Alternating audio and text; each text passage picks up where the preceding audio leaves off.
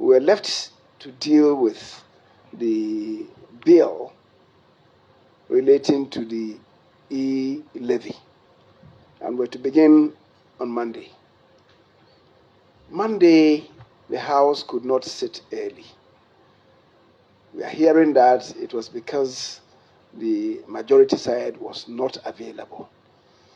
And some people are even suggesting that the majority leader, who had attended his party's delegates conference in Kumasi, could not arrive back in Accra, and because of that, Parliament's sitting had to delay. There's no truth in that, and I cannot for the life of me understand when people who purport to be Christians, elders in their church, decide deliberately to engage in falsehood. I cannot just understand this. Well, as you all recollect, the bill, when it came to Parliament, had been referred to the appropriate committee, the Finance Committee, by the Speaker. So it was not within the competence of the majority leader to decide when the Finance Committee was to sit or not to sit. The Finance Committee decided to sit initially at 10 o'clock in the morning of Monday. But subsequently, they had to reschedule the meeting periods to 12 o'clock because the NDC had decided to have a caucus on that Monday, which they had programmed at 10. So the Finance Committee then elected to meet at 12 noon. And indeed, they met at 12 noon. Because of that meeting, which they informed me about, that they had elected to meet at 12, I engaged the Speaker and told him that because of the Finance Committee's meeting, and after the meeting, they will be required to write a report. After the meeting, they'll be required to write a report, and then the leaders will have to look at the report before it goes into print. So I suggested to the Speaker that that being the case, the earliest time that Parliament could sit will be at 12. At 2 o'clock. I'm part of the Finance Committee. So we went into the meeting. I was even a bit late at that meeting. A few issues that generated some contention.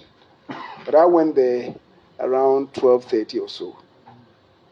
And the meeting went on smoothly. There were a couple of issues that there were disagreements on, and the committee voted on those two issues. The one relating to the policy underpinning the e-levy, that is its introduction in the first place, and the fact that it ought to be taken under certificate of urgency. So they voted on that. And then they also voted on the rate, that is the 1.75, being suggested by government. Thereafter, they agreed on almost everything. And a few places called for some amendments, reconstruction of some of the provisions. But at the end of the day, they agreed on what formulation to allow in the body of the bill. The meeting couldn't end at 2 o'clock. It spanned beyond 3. So just after 3, I then called the Speaker again. Unfortunately, the Speaker couldn't pick. So I sent him a message that given the circumstances, the earliest time that Parliament could sit would be about 5, because the Finance Committee's meeting had just closed. I think they closed around 3:15, 3:17. And so I sent him that message. And I suggested to him that around 4:30, the minority leader and I would come to see him before Parliament went to begin our sitting. When I went to my office, a few people were waiting for me. So after attending to them, I asked to be given some bread to break because because I was really famishing. So just when I called for some food to be served, my clerk came to inform me that the speaker had entered the chamber. So I left and went to the chamber. And when I went, they had just about finished their prayers, and then they were dealing with other matters, some of the financial bills that had to be cleared. So I sent a message to the speaker, reminding him that I had even given an indication that we should be sitting at 5. Be that as it may, because they are dealing with these minor issues, I was hesitating to take some little lunch to come back. Then I joined. Now is being spent out there.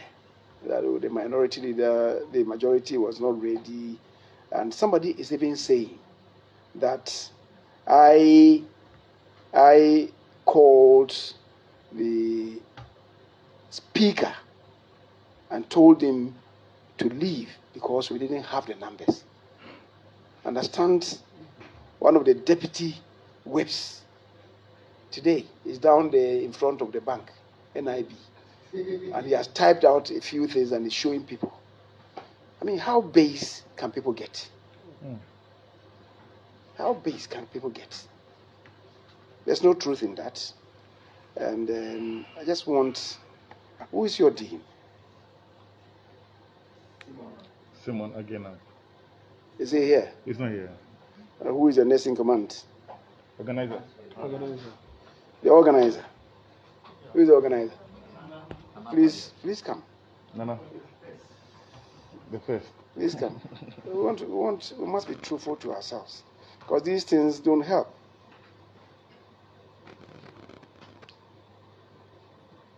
These things don't help at all.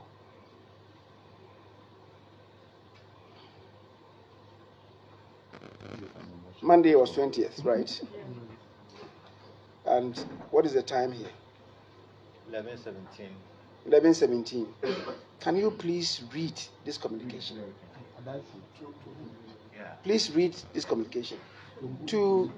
From me to the speaker. Read it. Because, please. 20th December 2021. Please read to the microphone. 20th December 2021, and the time is 11:17 a.m. Good morning, Mr. Speaker. Trust you are well today. The Finance Committee has programmed to sit on the e-levy at 12 noon. Their report cannot be ready before 2 o'clock p.m. In the event, I propose that the House sits at 2 o'clock p.m. I and the Honorable Minority Leader shall see you at 1 p.m. in your office before sitting. Mr. Speaker. So that was the first communication. So when the meeting spanned beyond 3, then I sent another communication. Because I called him, he couldn't pick.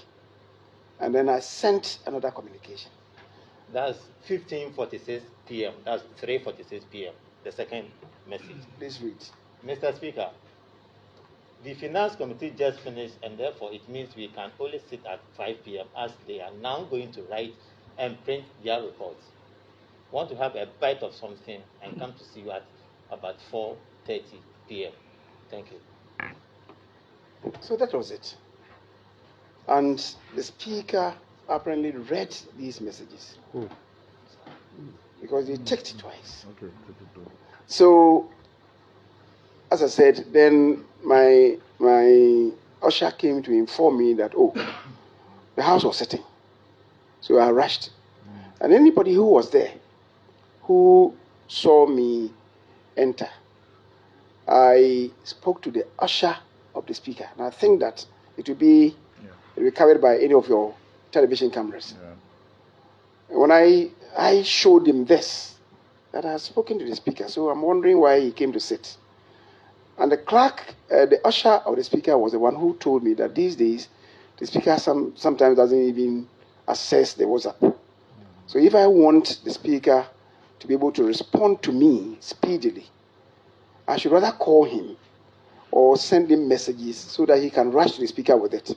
Otherwise, there are occasions that he doesn't read. And I said, okay, from now on, I will do that. Distinguished colleagues, it is this information that had gone on between the speaker and I. And I'm sorry that a member in leadership can go out to say that I had told the speaker to go, to leave, because we didn't have the numbers. And he has printed something on paper that it was communication between me and the speaker. How base can human beings get? It's most unfortunate. And I felt that in leadership, by way of building confidence and trust, we should relate to truth and facts, not just contrive anything and, just to make your case sound good. Do that. It doesn't help. It doesn't help in the building of consensus. It doesn't at all. But, ladies and gentlemen, I think the real issue is why the speaker left, right? Why did he leave, and what communication went on between the speaker and the first deputy speaker that he handed over to. The first deputy speaker would inform you that the speaker inviting him, and that day the first deputy speaker was trembling. He was shaking like leaf, and he was not minded to come and preside. We had to go and appeal to him to go and preside. In other words, he was very, very sick. But he came, notwithstanding, to preside. And my information is that the speaker, leaving the chair, told him that he should relieve him, that he will come back. Not too long after leaving, he will come back. He went. The first deputy speaker presided, as you saw, and then called the second deputy speaker to relieve him. The second deputy speaker came and then relieved him. Then at a point, there was some confusion. We then had to suspend sitting, and coming back, the first deputy speaker came in to preside. And when it came to voting, he excused himself and invited the second deputy speaker again to take his medication, use the loo, and come back possibly. It was at that point that colleagues from the other side decided to prevent the first deputy speaker from leaving and handing over to the second deputy speaker. That is just what happened. And then they wanted to invade the podium to physically prevent him from leaving and physically prevent the second deputy speaker from assuming the chair. We were all there. So where from this misinformation that the majority leader passed some information to the speaker for the speaker to leave? The speaker himself had indicated that he was coming back.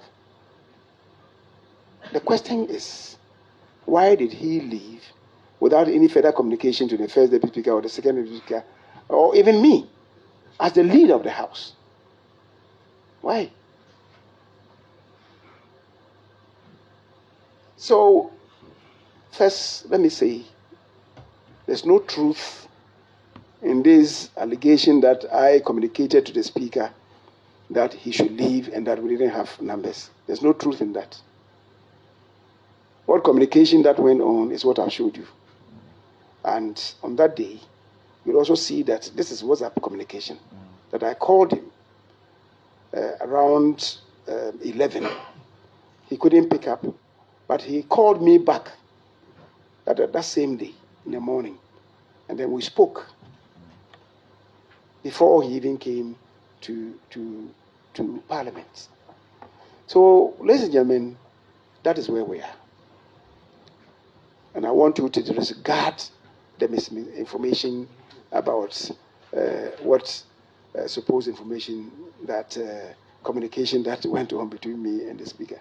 There's no truth in that one.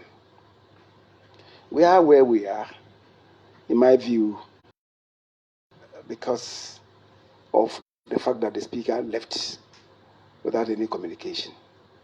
And the second day, when we adjourned to 9 o'clock, I called him. He couldn't pick for whatever. What does it mean? That perhaps the speaker has communicated to them that he's not coming. And they were resolved that they will not allow any of the speakers to vote. So we waited until we had said we're going to meet at 9. 9 o'clock, the speaker gave no indication. 10 o'clock, then we decided to sit. And the leadership, myself, Haruna, Montaka, my chief whip, Afenyo, and the others, we came together and said, given where we are, we need to have the first deputy speaker to preside for us to take an adjournment. And then hope and pray that between the day of adjournment and the day of reconvening, which we suggested possibly 18th of January, it will be a long enough time for us to put our heads together, brainstorm, to find common ground, such that when we come back on the 18th, cool heads will prevail in order for us to be able to transact business. So it is why we did what we did. It was not my imposition. It was what leadership, involving myself and those of us on the majority side and those of them on the minority side, we all agreed that we should adjourn sine die and hopefully come back on the 18th of January. So for emphasis, let me say that the spin out there that Kyei Mensah was not in Parliament on Tuesday is palpable untruth. That we didn't have the numbers, that is why we kept waiting. Again, another untruth. And I have indicated to you that the Finance Committee, it was that was holding us down. The Finance Committee is not made up of just one side of the house. Ato Forsen was there, Adongo was there, John Jinapo was there, and we had made tremendous progress that Monday. And remember, you saw some movement between Ato and Kwakukwati. In fact, it was not until about 7 that they got their report ready. And Ato even came to me. He walked to me and said he was going to follow the printing of the document in the printing room. So we were together on that. So whoever is saying that the majority was not ready, again, another untruth. The report, it was that was not ready. But the bill had been deliberated upon and by the Finance Committee, and then they came. Now let me respond to a few of the issues that came on the floor on that day, when our colleagues raised issues about the president not indicating that the bill should be taken under a certificate of agency. Again, anybody who knows our orders in the Constitution would not even make that point. Why? You see, ministers assist the president in running the state efficiently, right? As provided for by the Constitution in the appointment of ministers by the president. So any minister who brings any bill is introducing the bill on behalf of the president.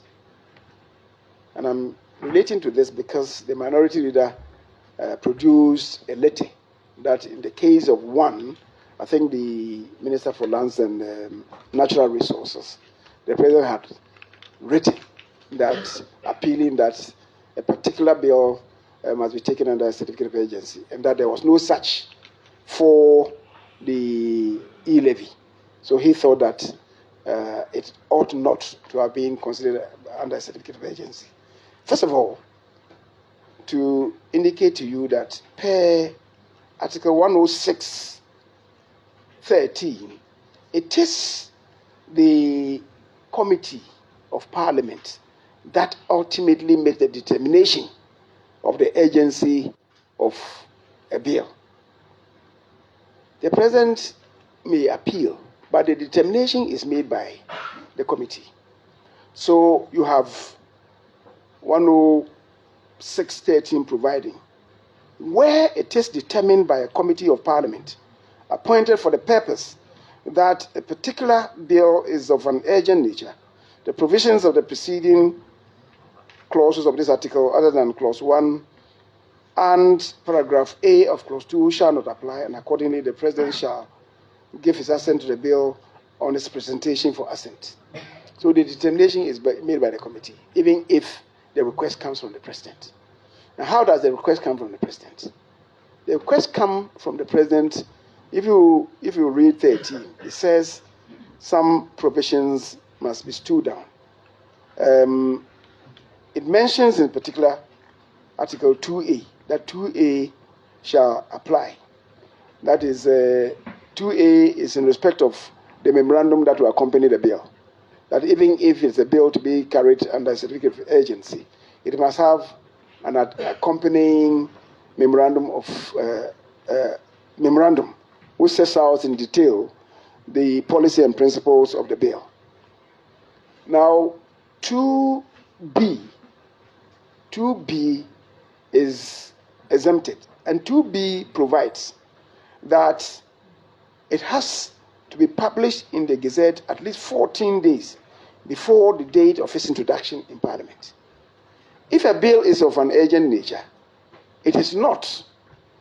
This provision is ousted. It is not published.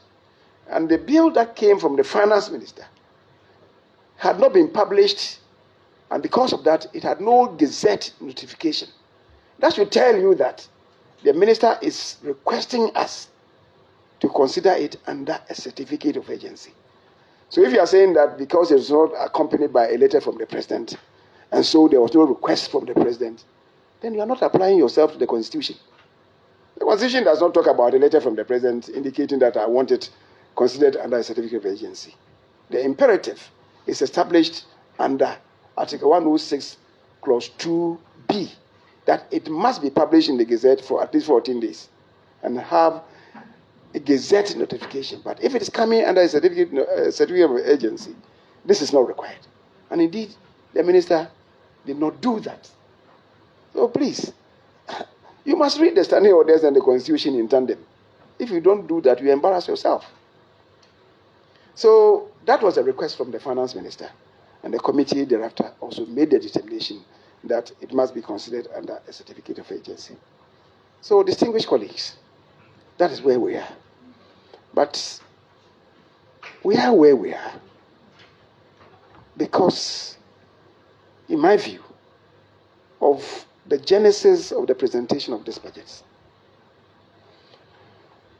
The day when this budget came to be presented, you were in the chamber, right? And you all saw that after the finance minister had walked in, we had to be at the speaker's office for close to 1 hour. We were not coming out. Why weren't we coming out? We were not coming out because we had a speaker who told the finance minister that because he had not given Parliament an amount of 1.72 billion that he, the speaker, has requested the finance minister to give to Parliament, he, the speaker, was going to ensure that his budget was rejected. That is what happened that day. And he threatened him that this budget is going to be rejected by Parliament. And even said to him that he doesn't want to remind him of what his own father did to President Hilary Liman. That was the speaker. So all that is playing out, is it to satisfy what the speaker indicated at the very beginning of the presentation of the budget that this budget, you made sure the budget was rejected. Is that the case? The people of this country ought to know the mindset of this speaker with respect to this budget. So all this playing out, really, and that is why he sits and elects to leave the chamber to create problems. Distinguished colleagues, I told you that some clergymen, the cream of Christendom in the country, have met me. I'm not going to speak for any long time, but these people of this country should know what is leading all of us into this crisis. 1.72 billion for what? He says that he has information that the total revenue of this country was going to be 89 billion, and that the finance minister should give him 2% of it, and that works to 1.72 billion. If he doesn't give Parliament 1.72 billion, then his budget is going to be thrown out. He was going to make sure that the budget was rejected. Is that where we are going as a country? Is that where we are going as a country? I'm hoping that this period that we have between now and the 18th of January, we'll be able to get to the bottom of this and rally together as one people in one country with a common destiny, and not submit to the whims and caprices of just one individual. This nation is greater than anybody. This nation is greater than the president, is bigger than the vice president, is bigger than the speaker, is bigger than the chief justice of this country, is bigger than any of us in parliament. Please. And I think that we need to move on.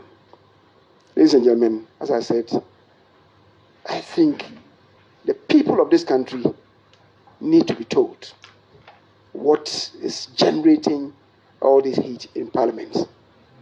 Very much uncalled for, unnecessary. I think we have time between now and 18th to cure this mischief inflicted on us, but which I believe is avoidable. I'm happy we had this engagement with the clergy. I believe we can move on. The budget of Parliament this time around is unprecedented. What allocation that has been made to Parliament is unprecedented. And the people are saying that we still don't want it, give us this much, without justification. And when knowing where we are, we know we should also mobilize resources from within. And we are also trying to prevent government from mobilizing resources. Then we have a challenge. But as is said by the accounts, Sumiye Marjuni, right, to wait in the fullness of time, if we recline to sleep and sleep on a pillow, the following day we may not wake up with the same ideas and sentiments. So I think that we shall have the appropriate quantum of due settled on this matter, and the nation will rise up about this. I have been engaging my colleagues in the minority, and I think that this Christmas period, which is a period for reconciliation, would also add an additional fillip for us to come together and resolve what seems to be an intractable problem. I believe we can resolve it with goodwill on all sides, and from a good conscience, being sincere and honest with and to one another. We thank you very much for your attention.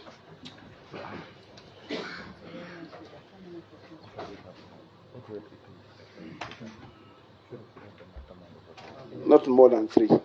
Not more than three questions. I will not take questions from the usual suspects. So you mentioned your name and the media house you are coming from, and we take that from there. You're corporate. Okay, my name is George. I work with Ghana News Online. You're not George. I'm George Wilson Kinson. Okay. Some have said that you, in particular, you are not showing leadership, and that your pronunciations are not reconciliatory enough to bring the other side on board. To what extent? To what extent? For instance, some of the things that you have said now, I personally found it very speaking to the truth. You don't want the truth to be said? It is not about me. No, you don't want the truth to be said. You just said it. So you don't want the truth? No, but I think or I should be resorting to lies.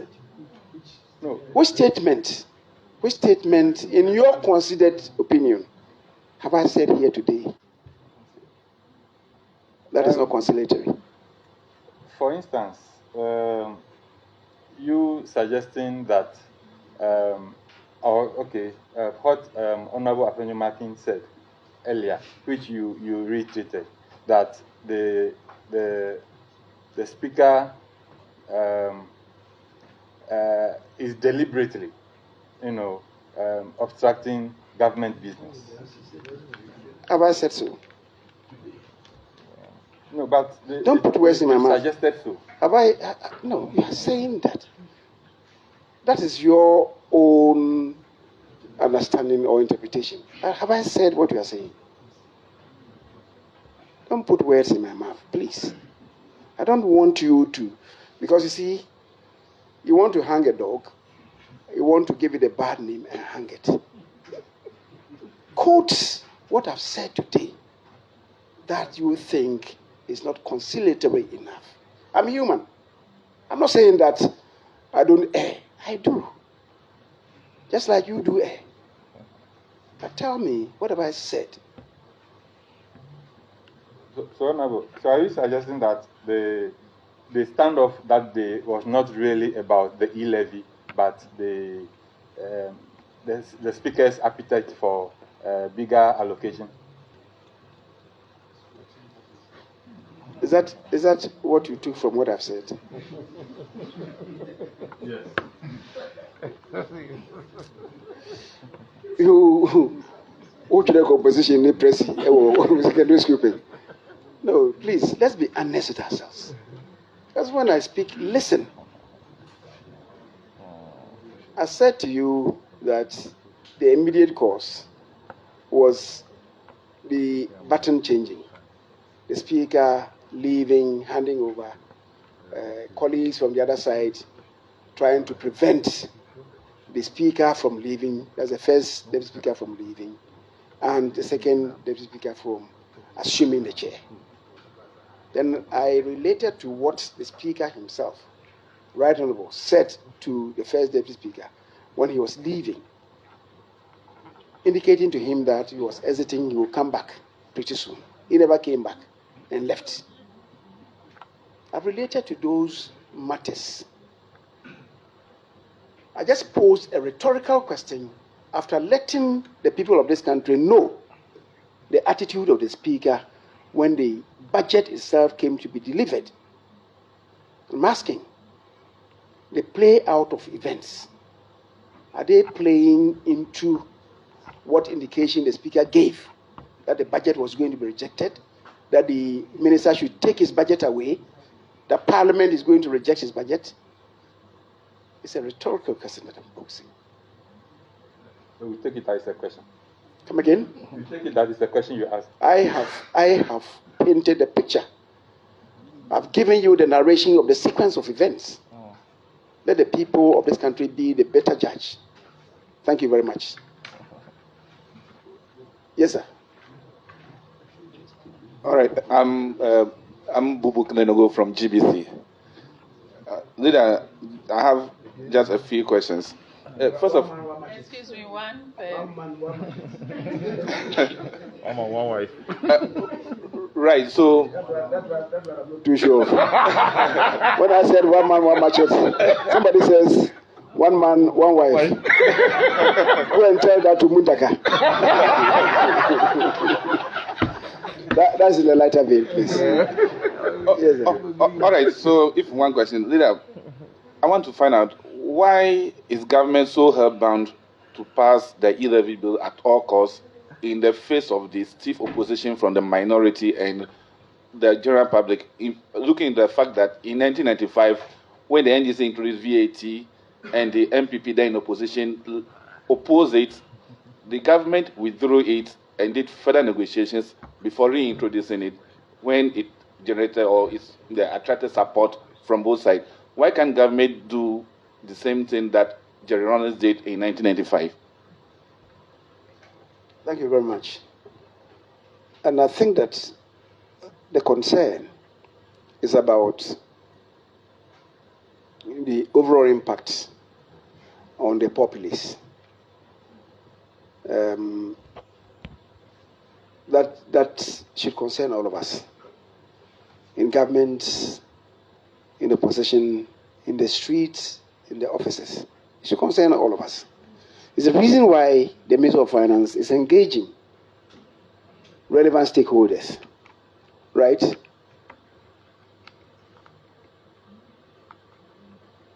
Just day before yesterday, we were told that an outcome of the negotiations with the telcos was they are bringing down their own percentage.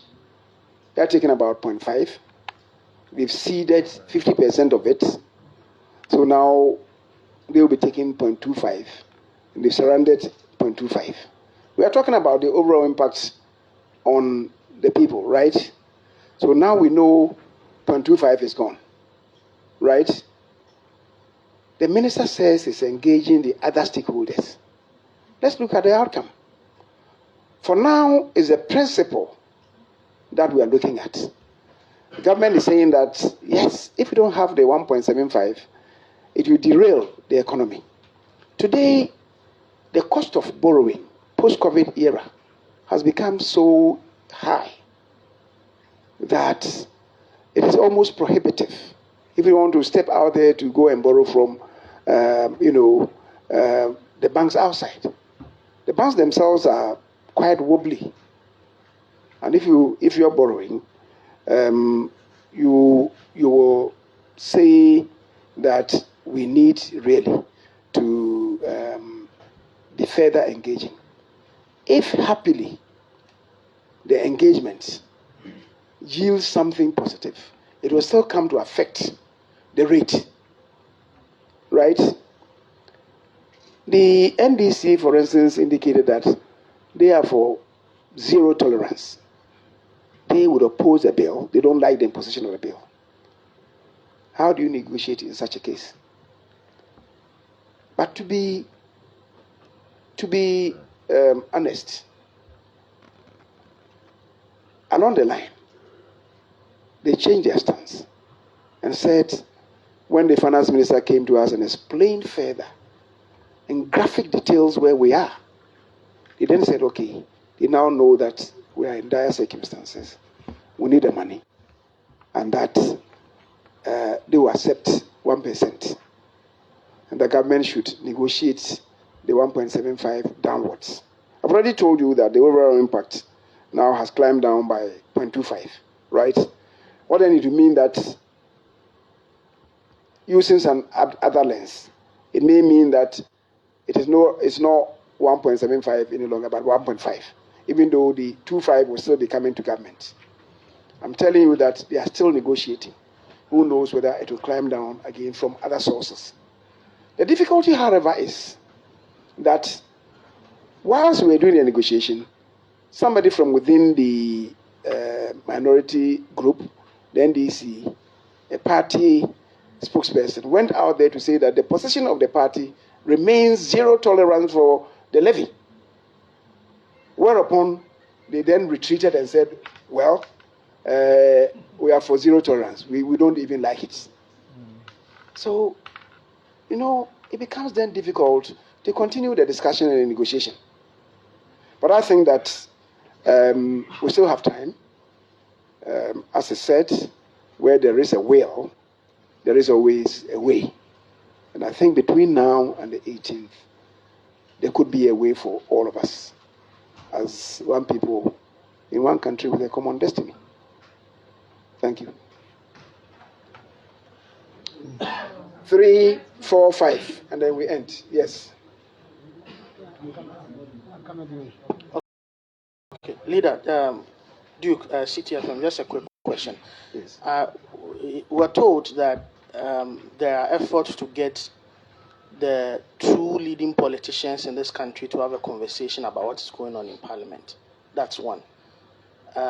2, has there been any effort on the part of leaders, especially you, to reach out to your long-standing friend, the Speaker, on circumstances that have, or the issues that have transpired since Monday night? If it's been positive, what is the nature of this conversation? If it has not been so, what is holding that back? And what do you make of this conversation that is expected to go on between these two people? Well, the Speaker and our relationship go a long way. And in spite of current developments, we still friends and colleagues. I remember the day after he put the question, and he, in his mind, felt that the budget had been rejected. The following day, I spoke with him, and I called. I didn't get him, but he called back. He returned my call. And his first statement was, "Hey, my brother." And I said, "Some brothers indeed."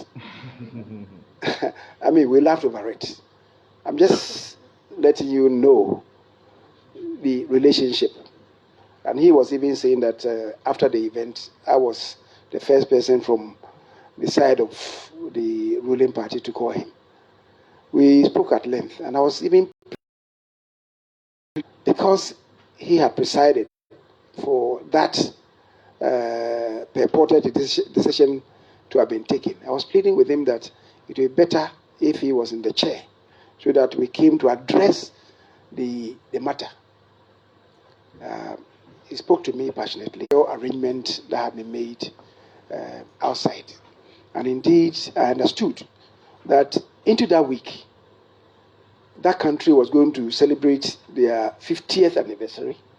It was going to be a long holiday. I think they had about 4 days that had been lined up to constitute the celebration of the 50th anniversary. So he needed to go ahead of time for him to be able to submit himself to the processes that had been lined up for him. So he couldn't be faulted for leaving. But we've been continuing the discourse. And as I said, when he came back, we have been talking as well. Except, unfortunately, last Monday, what happened. The Tuesday following, I called again. He didn't respond. Normally, if he doesn't respond, he will call me back.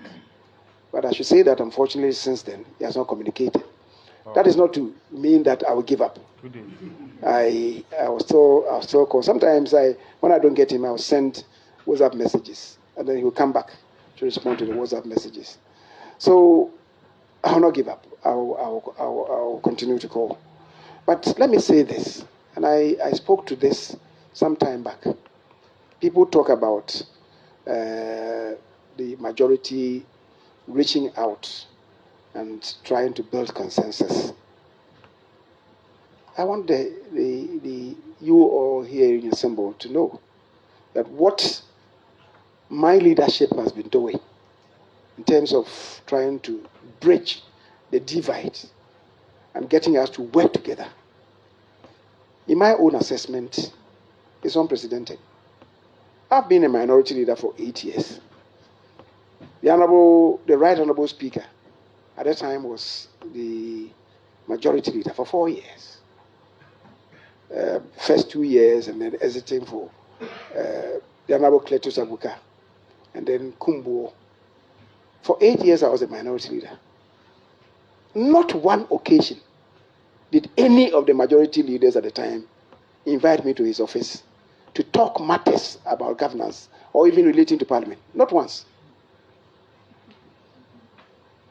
Haruna Idrisu, my junior brother, walks to my office anytime he considers appropriate.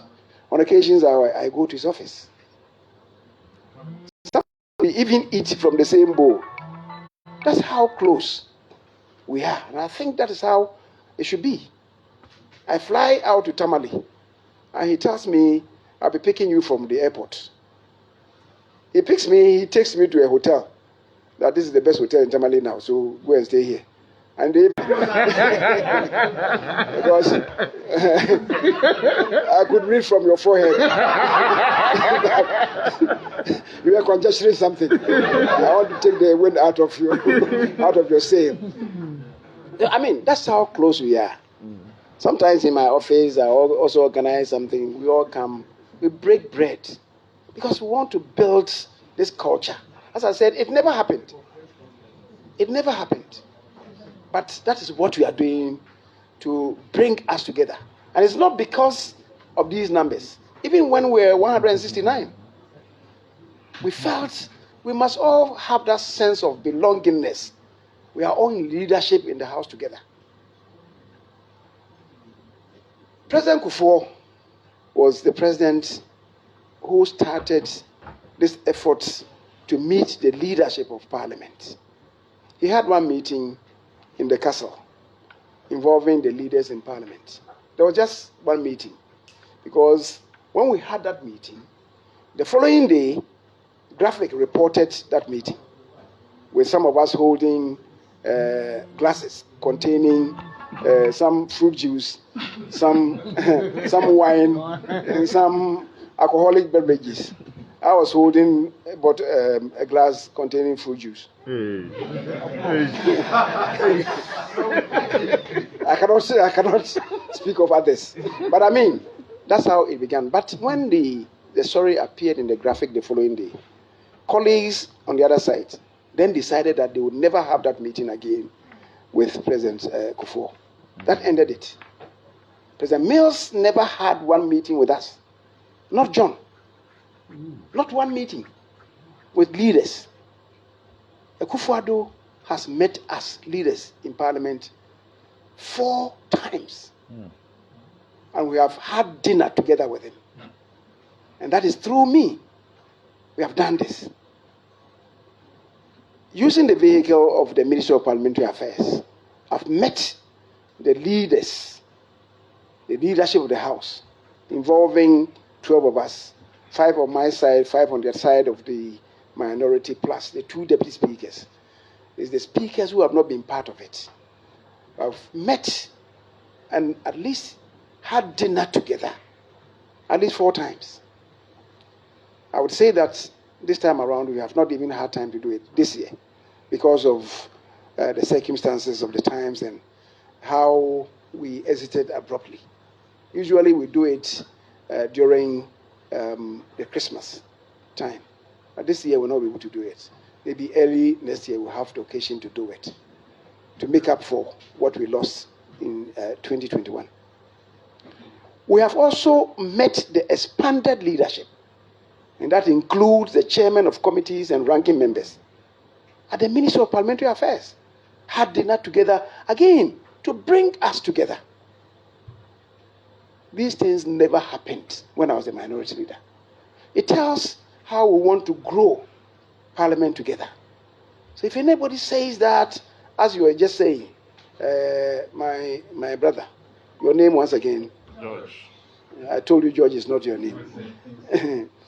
So if anybody says that we, the leadership in the majority, have not been extending a hand to the minority leaders, it's absolutely untrue. what we have done is unprecedented in the history of Ghana's parliament. So that is it. This time around, we've not been able to attain success, but I've told you and assured that we'll not give up. We'll continue. Because I think dialogue and consensus building is the only way open to us to bring the House together. Yes, sir. You will be the last after him, and then we end. My name is Emmanuel Kweku Ansa. I report for Oirepa TV. Honorable, why repeal? Why do you call your station Oirepa and not Okumba?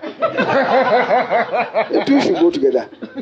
Oirepa one now, Okumba so one now. But go on. Yes, go on. Leader, why remove some taxes which the citizens have not complained about and introduce the one that does not have support of the people? Example, the toll levy, and in 2017, some taxes were removed. Why remove some taxes and introduce another one that I would say does not have the support of the people? If not all, at least some people. Thank you. Thank you very much. My brother, in this world, nobody in his free will wants to pay taxes. Whether it's half, whether it's quarter percent, whether it's 0.2, whether it's 0.1, whether it's 0.7. The justification is what to do with the tax, whether it will inure to the benefit of the country. My own attitude to this is, and I told you, where we are at a very critical juncture as a country. Nobody should mislead himself or herself, or allow himself or herself to be misled. We're at a very critical juncture. We need to mobilize resources from within to develop this country. And one of the means is the e-levy. Some people are even saying that, well, yes, paying is not a difficulty, but the application. The application is also important. Which group of people have the charge to trace and track the application of the levy? It's members of parliament. We have the oversight responsibility. Let's strengthen the various committees to ensure that when the monies come to be collected, they are applied to the purpose for which they are being collected. To me, that's the most important. That's the most important. Because you can collect the equivalent of 100 million Ghana cedis or $100 million or 1 billion. You want really to apply it to some critical aspects of our national development. As we speak today, contractors, road contractors are owed in the region of about 4.6 billion. We're not having money to pay. We need money to pay them. The reason why increasingly government is getting indebted to road contractors is the fact that over the past 20 years, the road network in this country has more than doubled since independence up to President Kufuor's time. 2008, the total road network in this country was 69,000. In fact, 2000 when Kufuor took over, 2001, the total road network was 39,000. When Kufuor was leaving, it had increased to 39,000. But expanded our road network by 30,000 kilometers. And the reason was that many of the feeder roads, which were not in the system for maintenance and repair works, were brought into the system. Right? So a lot of it was feeder roads. They need to be maintained, they need to be serviced. We need money for that. You are in Parliament. Every Friday, how many questions are asked by members to have their roads constructed, to have electrification projects extended to their constituents, to have potable water delivered to their constituents, to have educational facilities, to have health facilities. Where do you have the money from? The economy is expanding, and we need to have money to do that. Along the line, government has even introduced a much more rigid system of ensuring that property rates are paid. Growing up in Ashanti Achim Agogo, we have councillors coming to the town to collect what we used to call Ntokuato. That was in the 60s. People were paying. And if you run away, the councillors will visit your locality on a Sunday. Sunday is so quiet, they won't go home.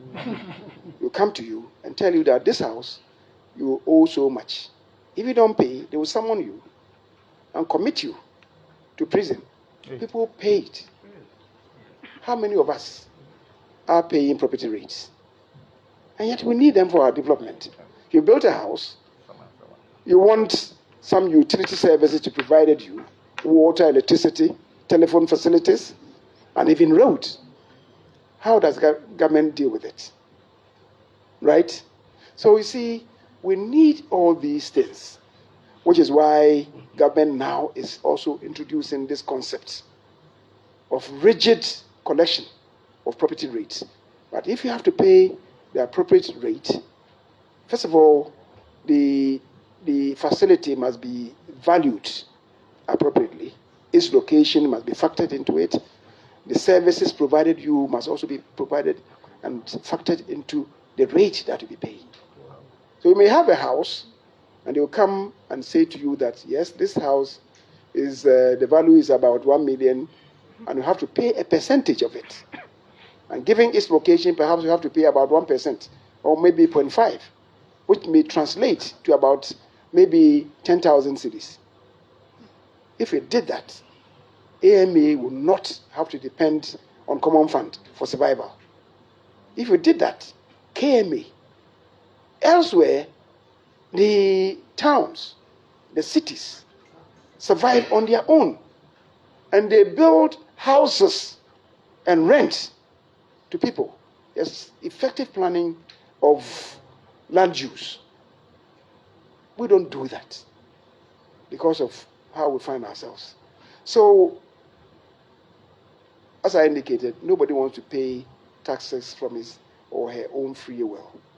What needs to agitate our minds is how effectively government or the collection agency applies the monies to the satisfaction of the people that they are collecting those monies, those amounts from. And that will help to develop this country for all of us. I thank you very much for everything, and God bless. It's a very small hand. It's a very small hand.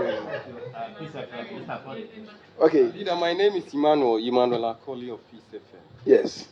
The incident which happened in Parliament on Monday, together with, past ones, especially when this Parliament was inaugurated, I believe has seriously affected or dented the image of Parliament, seriously.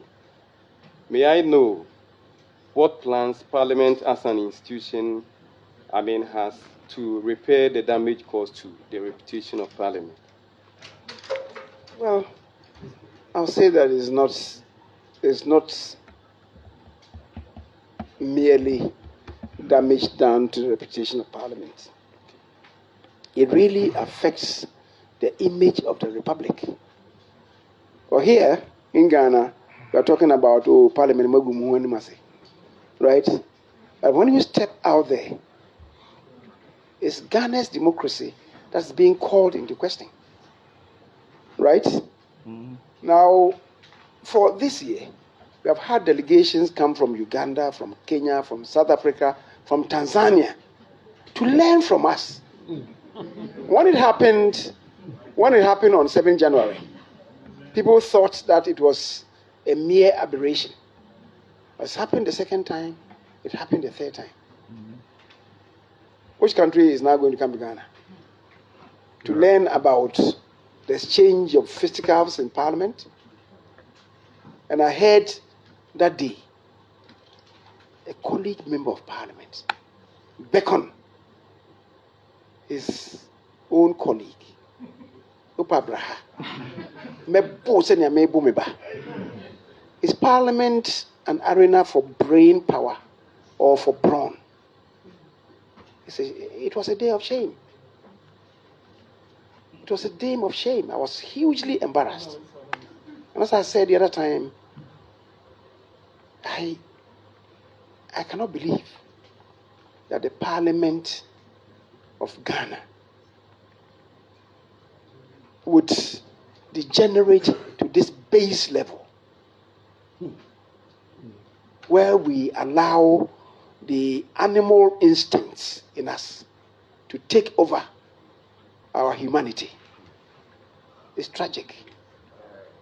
And I believe that the resolution of this does not lie with just the majority leader or the leadership of the majority, or even the leadership of the majority plus the leadership of the minority.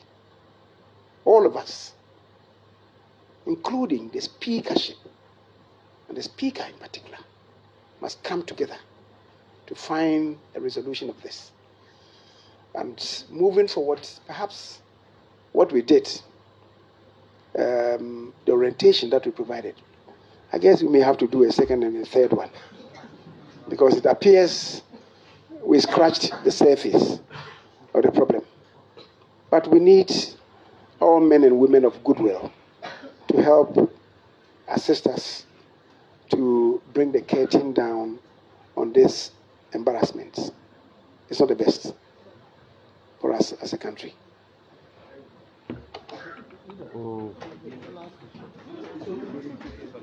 So, thank you very much.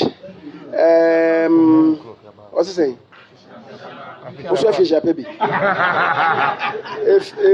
If that is meant to elicit something from me, I'm also standing by to have something from you.